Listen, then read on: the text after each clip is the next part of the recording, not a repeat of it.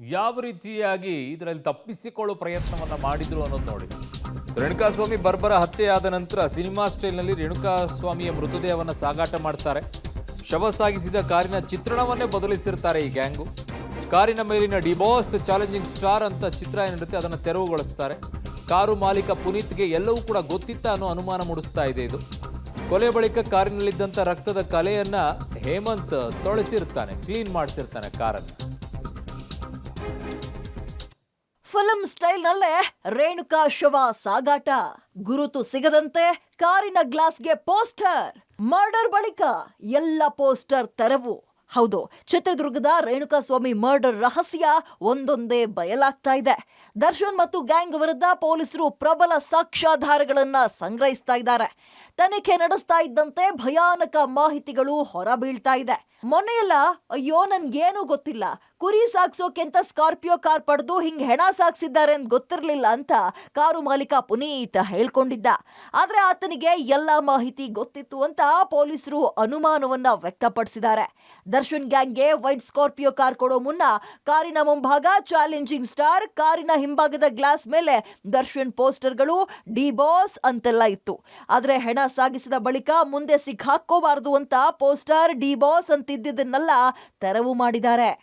ಮೇಕೆಗಳನ್ನ ಸಾಗಿಸೋದಕ್ಕೆ ಆಗಾಗ್ಗೆ ದರ್ಶನ್ ಹುಡುಗರು ಸ್ಕಾರ್ಪಿಯೋ ಕಾರನ್ನ ಕೇಳ್ತಿದ್ರು. ಹೀಗಾಗಿ ನಾನು ಅವಾಗವಾಗೆ ಕಾರನ್ನ ಕೊಡ್ತಿದ್ದೆ, ಅವರು ಕೂಡ ತೆಗೆದುಕೊಂಡು ಹೋಗ್ತಿದ್ರು. ಮನೆ ಕೂಡ ವಿಚಾರವಾಗಿ ಕಾರನ್ನ ತೆಗೆದುಕೊಂಡು ಹೋಗಿದ್ರು ಅನ್ನೋ ನಿಟ್ಟಿನಲ್ಲಿ ಪುನೀತ್ ಪೊಲೀಸರ ಮುಂದೆ ಬಂದು ಹೇಳಿಕೆಯನ್ನ ಕೊಟ್ಟಿದ್ರು. ಆದ್ರೆ ಇದೀಗ ಕಾರ್ನ ಮಾಲೀಕ ಪುನೀತ್ನನ್ನ ಪೊಲೀಸರು ವಶಕ್ಕೆ ಪಡೆದು ಆ ಬಳಿಕ ಅರೆಸ್ಟ್ ಅನ್ನ ಕೂಡ ತೋರಿಸಿದ್ದಾರೆ. ಈ ವಿಚಾರ ಅಂದ್ರೆ ಕೊಲೆ ಮಾಡಿ ಆ ಬಳಿಕ ಶವವನ್ನ ಸಾಗಿಸೋದಕ್ಕೆ ಅಂತೇಳಿ ಕಾರನ್ನ ಪಡೆದುಕೊಂಡಿದ್ದಾರೆ, ಅದು ಪುನೀತ್ಗೆ ಗೊತ್ತಿತ್ತು. ಆದರೆ ಆ ವಿಚಾರವನ್ನ ಮರೆಮಾಚಿದ್ದಾರೆ ಅನ್ನೋ ನಿಟ್ಟಿನಲ್ಲಿ ಇದೀಗ ಪುನೀತ್ರನ್ನ ಅರೆಸ್ಟ್ ಕೂಡ ಮಾಡಿದ್ದಾರೆ. ಅದಾದ ಬಳಿಕ ಆ ಕಾರ್ ಏನಿತ್ತು ಆ ಕಾರನ್ನ ಹೇಮಂತ್ ಅನ್ನೋನಿಗೆ ಕೊಟ್ಟು ಕಂಪ್ಲೀಟ್ ಆಗಿ ವಾಶ್ ಅನ್ನ ಮಾಡಿಸಿದ್ದಾರೆ. ಯಾಕಂತ ಹೇಳಿದ್ರೆ ಇಲ್ಲೂ ಕೂಡ ರೇಣುಕಾ ಪ್ರಸಾದ್ಗೆ ಹೊಡೆದು ಸಾಯಿಸಿದ್ದಂತಹ ರಕ್ತದ ಕಲೆಗಳೇನಿದೋ ಅದು ರಕ್ತದ ಕಾರಲ್ಲಿ ಕಾಣಬಾರ್ದು ಅನ್ನೋ ನಿಟ್ಟಿನಲ್ಲಿ ಈ ರೀತಿಯಾಗಿ ಮಾಡಿದ್ರು. ವಾಷಿಂಗ್ ಸೆಂಟರ್ನಲ್ಲಿ ರಕ್ತದ ಕಲೆ ತೊಳೆದ ಹೇಮಂತ್, ಕಾರಿನ ಕಾರ್ಪೆಟ್ ಒಳಭಾಗದಲ್ಲೂ ರಕ್ತದ ಕಲೆ ಪತ್ತೆ. ಇನ್ನು ಕಾಮಾಕ್ಷಿಪಾಳ್ಯದ ಮೋರಿ ಬಳಿ ರೇಣುಕಾಸ್ವಾಮಿ ಶವ ಎಸೆದ ಬಳಿಕ ಯಾವುದೇ ಗುರುತು ಸಿಗಬಾರದು ಅಂತ ಕಾರಿನ ವಾಷಿಂಗ್ ಸೆಂಟರ್ನಲ್ಲಿ ಹೇಮಂತ್ ತೊಳಿಸಿದ್ದಾನೆ. ಆದ್ರೆ ಗ್ರಹಚಾರ ಏನೋ, ಕಾರಿನ ಕಾರ್ಪೆಟ್ ಒಳಭಾಗದಲ್ಲಿ ರಕ್ತದ ಕಲೆಗಳು ಪತ್ತೆಯಾಗಿದೆ.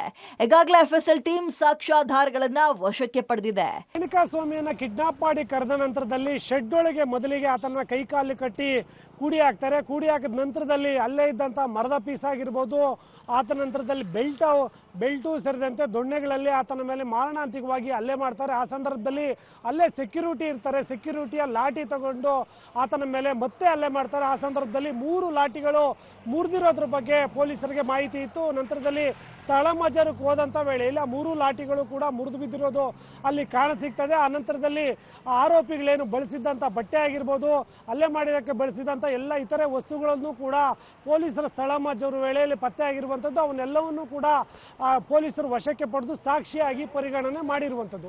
ರೇಣುಕಾಗೆ ಲಾಠಿ, ಶೂನಿಂದ ಒದ್ದಿರುವ ಆರೋಪಿಗಳು, ಅಂದು ಧರಿಸಿದ್ದ ಬಟ್ಟೆ, ಶೂ, ಬೆಲ್ಟ್ ಕೂಡ ವಶಕ್ಕೆ.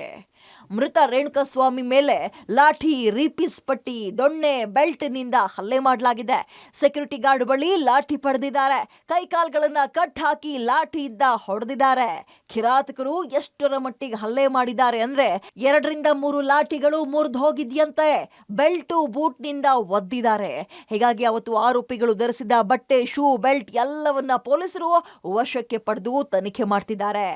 ರೇಣುಕಾಸ್ವಾಮಿ ಕೊಲೆ ಕೇಸಲ್ಲಿ ಪೊಲೀಸರು ಒಂದೊಂದು ಮಾಹಿತಿಯನ್ನು ಬಿಡದಂತೆ ಕಲೆ ಹಾಕಿರುವಂಥದ್ದು, ಸಾಂದರ್ಭಿಕ ಸಾಕ್ಷಿಗಳು, ತಾಂತ್ರಿಕ ಸಾಕ್ಷಿಗಳು ಸೇರಿದಂತೆ ಎಲ್ಲವನ್ನೂ ಕೂಡ ಪತ್ತೆ ಮಾಡಿರುವಂಥದ್ದು. ಇದರ ಜೊತೆಗೆ ಏನು ಕಿಡ್ನಾಪ್ ಮಾಡಿದಿಂದ ಹಿಡಿದು ಬಾಡಿಯನ್ನು ಎಸೆಯೋ ತನಕ ಬರೋಬ್ಬರಿ 40 CC ಕ್ಯಾಮ್ರಾಗಳನ್ನು ಕೂಡ ಪೊಲೀಸರು ಪತ್ತೆ ಮಾಡಿದ್ದಾರೆ. ಅದರಲ್ಲೆಲ್ಲ ಕೂಡ ಇವರು ಕೃತ್ಯಗಳು ಕೂಡ ಒಂದೊಂದಾಗಿ ಎಲ್ಲವೂ ಕೂಡ ಸೆರೆಯಾಗಿರುವಂಥದ್ದು. ಇದ್ರ ಜೊತೆಗೆ ಆರೋಪಿಗಳು ಬಳಸಿದ್ದಂಥ ವಾಟ್ಸಪ್ ಕಾಲ್ ಆಗಿರ್ಬೋದು, ಕಾಲ್ ಲಿಸ್ಟ್ ಆಗಿರ್ಬೋದು, ಏನು CDR ಎಲ್ಲವನ್ನೂ ಕೂಡ ಕಲೆ ಹಾಕಿದ್ದಾರೆ. ಕೆಲವೊಂದು ಮೆಸೇಜ್ಗಳು ಡಿಲೀಟ್ ಏನಾಗಿದ್ದಾವೆ ಅವನ್ನು ಕೂಡ ಎಲ್ಲವನ್ನು ಕೂಡ ರಿಟ್ರೀವ್ ಮಾಡಿರುವಂಥದ್ದು.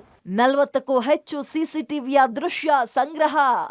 30 ಲಕ್ಷ ಸಿಕ್ಕ ಮನೆ ಕೂಡ ಮಹಜರು. ಏನೋ ದರ್ಶನ್ ಕೇಸ್ನಲ್ಲಿ ಒಂದೊಂದೇ ಸಾಕ್ಷಿಯನ್ನೂ ಬಿಡದೆ ಪೊಲೀಸರು ಮಾಹಿತಿ ಕಲೆ ಹಾಕ್ತಿದ್ದಾರೆ.